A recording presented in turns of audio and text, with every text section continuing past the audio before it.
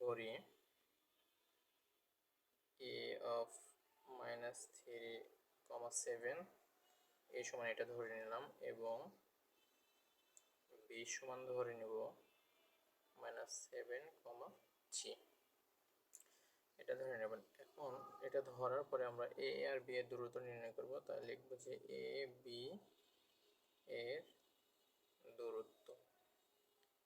দূরত্বের সূত্র হচ্ছে √x2 - x1 whole square plus y2 - y1 whole square. এটা হচ্ছে সূত্র। খুবই সহজ সূত্র, দুই একবার অঙ্ক করলেই সহজ হয়ে যাবে। প্রথম একটু কঠিন মনে হতে পারে। তো আমরা শুরু করি। x2 বলতে গেলে কোনটা? প্রথমে যেটা থাকবে সেটা আমরা ধরে নেব x1 এবং পরে যেটা থাকবে সেটা ধরে নেব আমরা y1। b এর ক্ষেত্রে প্রথমে যেটা থাকবে সেটাকে আমরা ধরে নেব x2 এবং পরে যেটা থাকবে সেটাকে আমরা ধরে নেব হচ্ছে y2। এবার সূত্র ফেলার চেষ্টা করি। √x2, এখানে x2 বলতে গেলে কি -7 x2 ফর্মুলার মাইনাস মাইনাস, তারপর x1 কত আছে? x1 আছে 3 -3 আর এই 3 তে +3 হোল স্কয়ার, এখানে ফর্মুলার প্লাস প্লাস y2 কত আছে? 3 মাইনাস মাইনাস y1 কত আছে?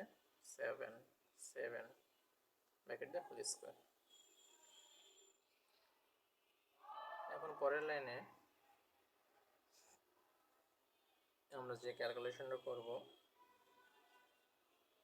-7 এবং +3, এটা ক্যালকুলেশন করলে -4 হোল স্কয়ার প্লাস এটা ক্যালকুলেশন করলে 3 - 7, এটা ক্যালকুলেশন করলে -4 হোল স্কয়ার √4 হোল স্কয়ার করলে 16 প্লাস এটাকে ক্যালকুলেশন করলে 16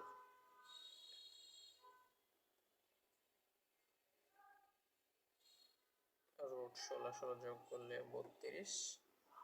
আমরা 32 এভাবে লিখতে পারি √32কে আমরা লিখতে পারি এভাবে 4 আসছে 32। তাহলে অ্যান্সারটা আমরা এখানে লিখতে পারি √4 কে রুট করলে 2 আর এটাকে ক্যালকুলেশন করলে হচ্ছে √8। √8 আমরা সরাসরি একবার এখানে লিখে দেব হচ্ছে, আমরা এই লাইনেই করে ফেলব।